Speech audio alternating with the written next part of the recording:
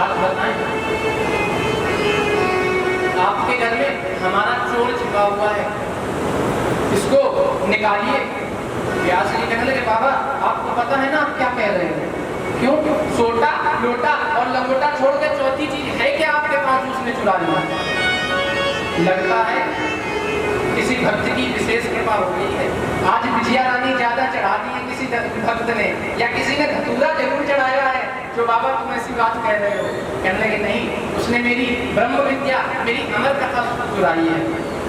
जो कहा तो श्री व्यास जी महाराज कहने लगे कि महाराज साधारण मनुष्य से जो भागवत कथा सुनने के बाद व्यक्ति का उद्धार हो जाता है, और जिसने तुम्हारे मुखारविंद से कथा सुन ली है, उसको तुम कैसे मार सकते हो महाराज?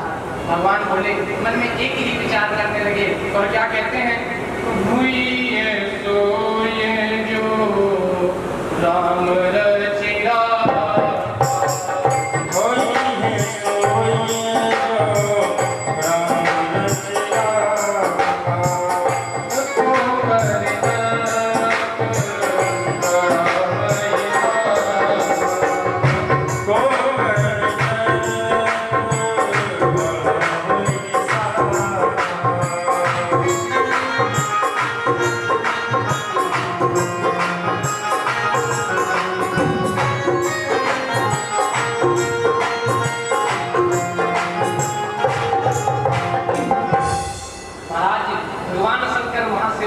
और कैलाश की ओर चले।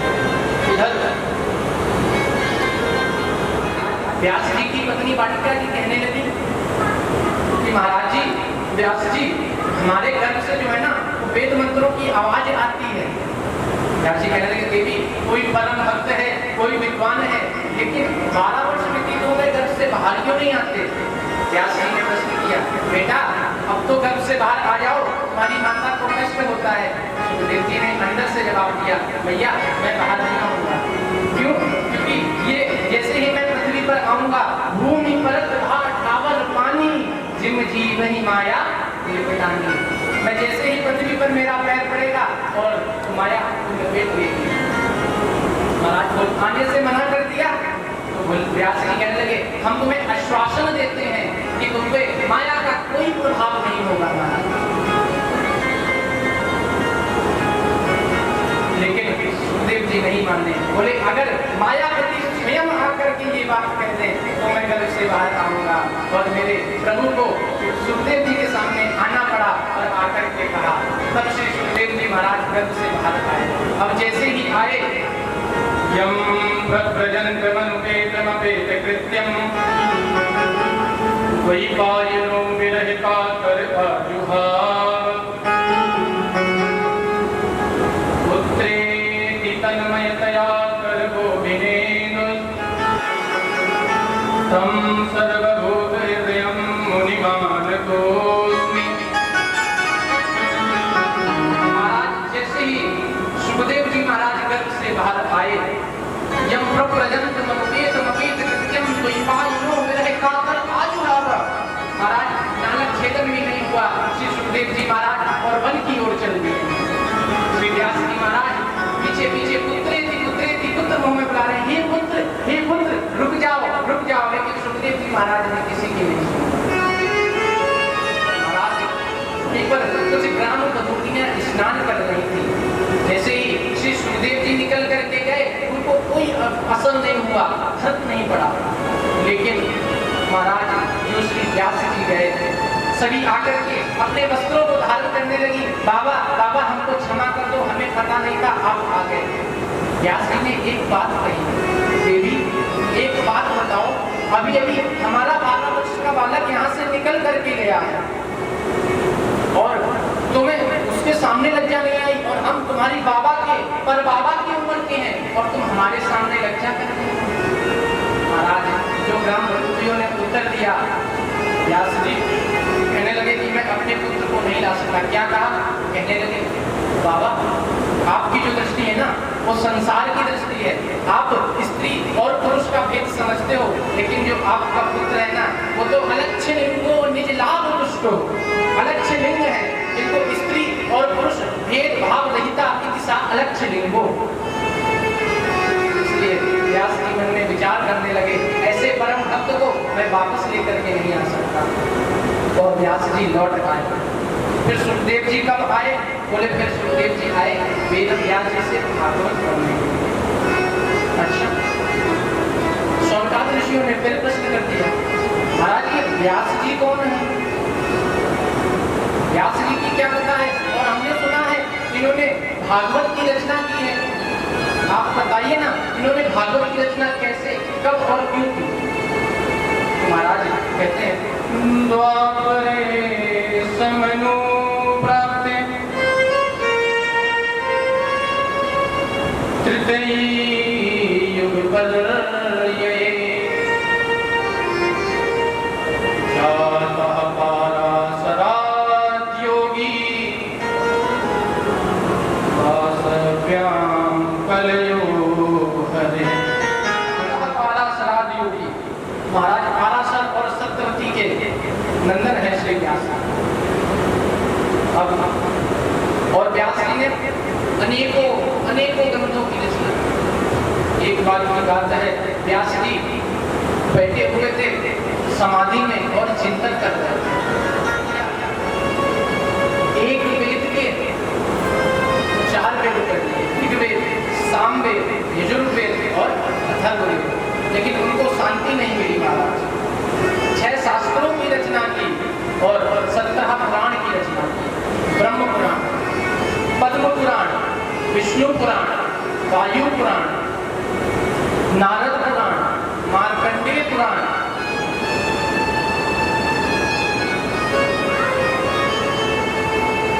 अग्नि पुराण, भविष्य पुराण, ब्रह्मवर्तक पुराण, लिंग पुराण, 12 पुराण, स्कंद पुराण, वामन पुराण, कूर्म पुराण, मत्स्य पुराण और गरुड़ पुराण और ब्रह्मांड पुराण, 17 पुराणों की रचना कर दी। लेकिन व्यास जी महाराज को कोई शांति नहीं मिली। बैठे बैठे मन में विचार कर रहे थे, एकदम उदास मन से बैठे हुए थे, उदास मन से बैठे हुए थे। जैसे ही श्री नारद जी का आगमन हुआ, नारद जी ने प्रश्न कर दिया,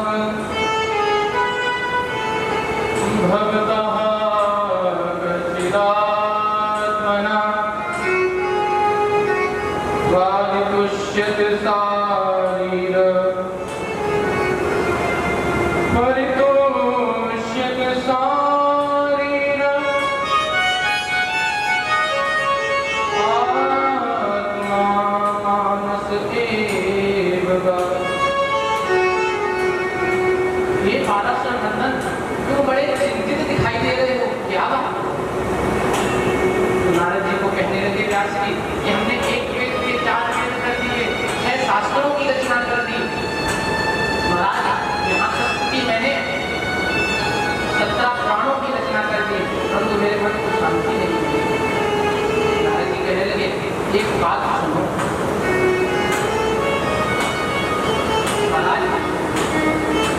हम अभी जब आ रहे थे, नारद जी ने कहा कि हम अभी जब आ रहे थे रास्ते में एक बड़ा सुंदर सरोवर पड़ा, एकदम महाराज एकदम निर्मल सा जल ऊपर से दिख रहा था, बढ़िया सा एकदम नीला नीला पानी दिख रहा था।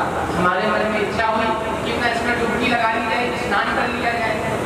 लेकिन मैं जैसे ही उस जल में प्रवेश किया ना तो मेरे हेतु तक कीचड़ भर गया।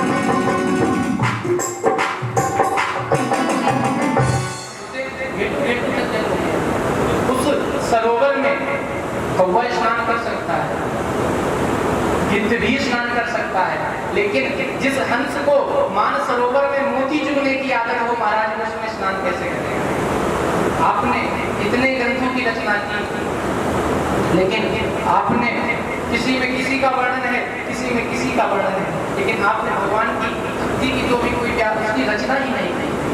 इसलिए व्यास जी महाराज कहने लगे कि अब तो हम बूढ़े हो गए हैं, अब हमसे क्या ही होगा। बोले नहीं, आप संतों की शरण में तो जाइए ना, संत की शरण से हमें सब कुछ प्राप्त हो सकता है।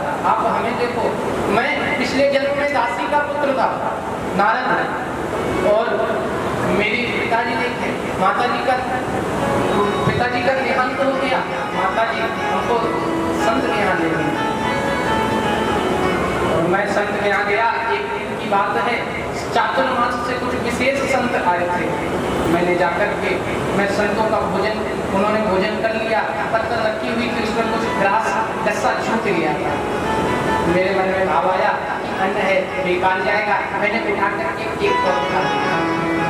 संत कहने लगे, अरे देखो इस बालक में कितना भाव है हमारे प्रसाद के लिए। संतों ने कहा बेटा ऐसा काम करो, एक और खा। मैंने जैसे ही दूसरा गस्सा खाया तो जो मैंने पहला गस्सा खाया तो मेरे अंदर जितने भी पाप थे सब समाप्त हो गए, और जो दूसरा गस्सा खाया मेरे मन में भगवान की भक्ति जागृत हो गई। भक्ति जागृत होने के बाद महाराज अब तो मैं भी भगवान को भजन करने लगा। जैसे ही चातुर्मास विश्राम होने वाला था, समाप्त होने वाला था, संत जाने लगे।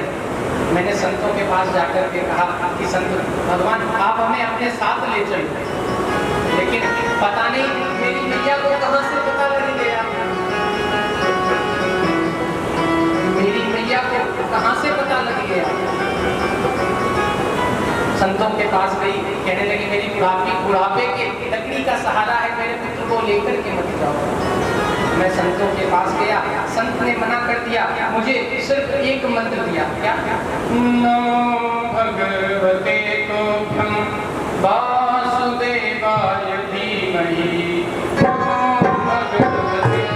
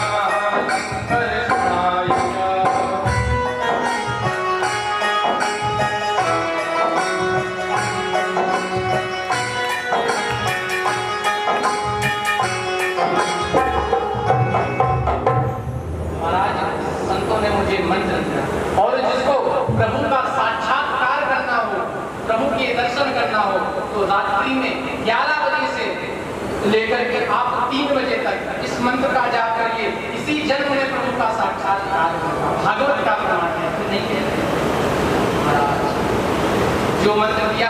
अब मैं मंत्र को जपने लगा, संत हमको नहीं ले गए। एक दिन की बात है, मैं मन में विचार करता कि संत हमको छोड़ करके चले गए, और मैं भजन करता तो मेरी मैया बार बार हमको देखती कि मेरा बेटा कहाँ चला गया, कहाँ चला गया। मैया बार बार परेशान होती। मैं एक दिन भजन कर रहा था, मैंने मन में सोचा कि हे भगवान,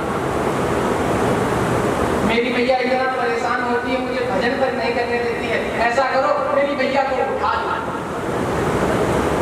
महाराज नारद जी कहते हैं, जो नारद जी ने कहा, एक दिन का समय था, एक दिन की बात, मैया रात में दैया उठ करके आ रही थी, रात्रि में नहीं दिखाई दिया। एक सर्प जा रहा था पास पर, मैया का पैर पड़ गया और सर्प ने दर्शन दिया। मैया समाप्त हो गई। मैया की अंत्येष्टि संस्कार करने के बाद नारद जी वन में चले गए और वन में जाकर के भगवान का जाप करते हैं तो उनके हृदय में मेरे बांके बिहारी लाल का प्राकट्य हो गया। जो प्राकट्य हुआ एक क्षण के लिए छवि आई और गायब। कहने लगे क्या बात है महाराज, भी एकदम परेशान हो गए नारद जी, ऐसा क्या हुआ कि मेरे छवि आई और आकर के गायब हो गई। महाराज जो हुआ तो एक आकाशवाणी हुई कि नारद तुम्हारे अभी इस जन्म के कर्म बचे हुए, पहले अपने कर्मों का भोग कर लो और इसके बाद जब सृष्टि की लय हो जाएगी, प्रलय हो जाएगी, तब तुम दशमस्तत्र नारदा ब्रह्मा के 10वें पुत्र नारद बनोगे। और आज आप कहने देखो ना, मैं ब्रह्मा का 10वां पुत्र हूँ। और तो और एक बार की बात है, मैं हरि गुणगान गाते हुए भगवान नारायण के पास जा रहा था, बैठा हुआ था। भगवान कहने लगे नारद तुम बड़ा सुंदर गाते हो, कोई भजन सुना दो। तो मैंने ताली बजा बजा करके श्री कृष्ण शरणम मम श्री कृष्ण शरणम मम गाया। नारद जी कहने लगे गाते हो, भगवान नारायण कहने लगे गाते तो आप बहुत सुंदर हो। नारद जी कहने लगे बाबा गाते तो हम बहुत सुंदर हैं, लेकिन बजाने को कुछ नहीं है। यदि बजाने को और कुछ मिल जाए तो आनंद आ जाए।